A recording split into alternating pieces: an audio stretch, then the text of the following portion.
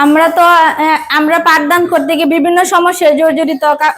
আমাদের ছাত্রছাত্রীরা মনোযোগ দিয়ে শিক্ষা গ্রহণ করতে পারছে না, কারণ উপর থেকে যখন ক্লাসটা ভেঙে ভেঙে পড়ে, তারা কি পড়ায় মনোযোগ দিবে নাকি ছাদের দিকে তাকাইবে? আমরাও সেই সঠিকভাবে শিক্ষাদান করতে পারতেছি না, আর আমাদের শিক্ষার্থীরা সঠিকভাবে পাঠ গ্রহণ করতে পারতেছে না। আমি একদিন তো ক্লাস নিতেছি, হঠাৎ উপর থেকে একটা বড় ক্লাসটার ভেঙে পড়ছিল। তখন তো আমি চিৎকার করে উঠছি, সবাই আতঙ্কিত হয়ে গেছি। আমাদের কোমলমতি শিক্ষার্থীরা এখানে তো শিক্ষা গ্রহণ করতে আসে, তাই তাদের পাঠদান করার জন্য একটি সুস্থ, সুন্দর ও নিরাপদ পরিবেশ দরকার, কিন্তু আমরা তো সেই পরিবেশটা পাচ্ছি না। আমরা এখানে আসি পড়াশোনার জন্য, কিন্তু আমরা ভালো করে পড়াশোনা করতে পারি না, কারণ আমাদের ছাদ অনেক ভাঙাচোরা, কোনো সময় পড়ে যায় আমরা বলতে পারি না। তাই আমাদের ছাদের দিকে তাকিয়ে থাকতে হবে, বইয়ের দিকে না থাকি। কোন সময় ভেঙে পড়ে যায় আমরা বলতে পারি না। অনেক টুকরা পড়ে এক সময় আমাদের ম্যাডামের উপর পড়তে চাইছিল, কিন্তু পড়ছে না। আমরা সবাই চিৎকার দিয়ে উঠছিলাম, তখন সবাই এসে দেখছে। 1955 সালে এই বিদ্যালয়টি প্রতিষ্ঠিত হয়। তখন এখানে টিনের ঘর ছিল।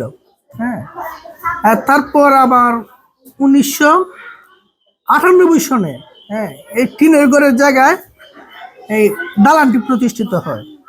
কিন্তু খাস নিম্নমানের হওয়াতে 2018-19 ওই সময় থেকে ভাঙা শুরু করে।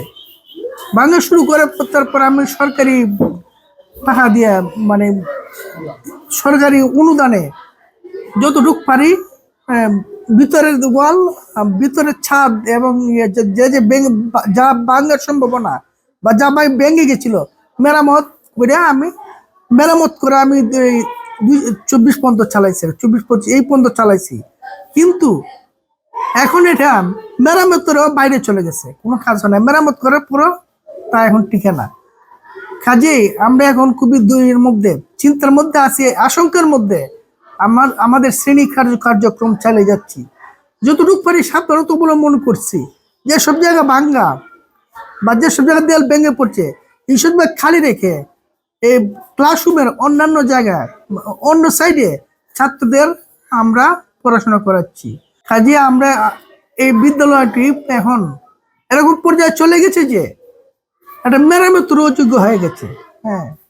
কাজে আমরা এখন খুব কষ্টের মধ্যে, আশঙ্কা এবং বইয়ের মধ্যে ছাত্রছাত্রীদের নিয়ে আমরা আমাদের শ্রেণী কার্যক্রম চালিয়ে যাচ্ছি।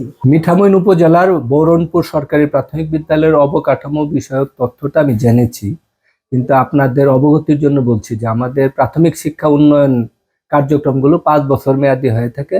আমাদের যে প্রাথমিক শিক্ষা উন্নয়ন কর্মসূচি 4, এটি আগামী 30শে জুন শেষ হয়ে যাবে, যার জন্য আমরা আপাতত নতুন কোনো কর্মসূচির জন্য সুপারিশ করতে পারছি না।